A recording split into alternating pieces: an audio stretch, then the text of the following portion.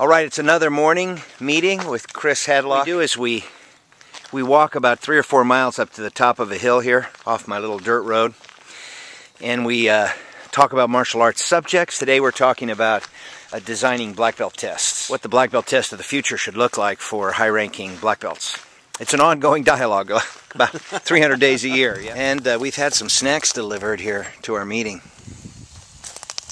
It's good stuff.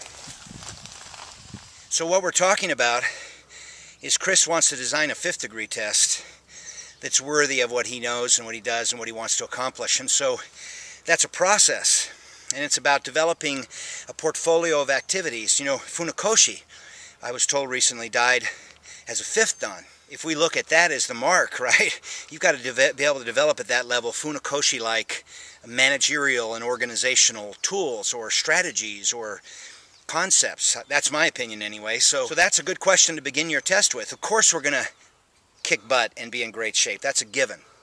Then what else are we capable of? One of the things we talked about was the test going beyond the individual. It's not just about me. It's about my sphere of influence and what I can do for the part of my community that I'm interested in, namely being young, impressionable minds, teenagers, high schools, leadership groups. My test has to go beyond myself and see how I can empower and influence another group, and that's like the ultimate. That's taking it beyond the duh part of the test. Well, of course I got to be in this kind of shape, and I've got to be able to articulate why I'm doing my test and the purpose behind it, because purpose is stronger than outcome.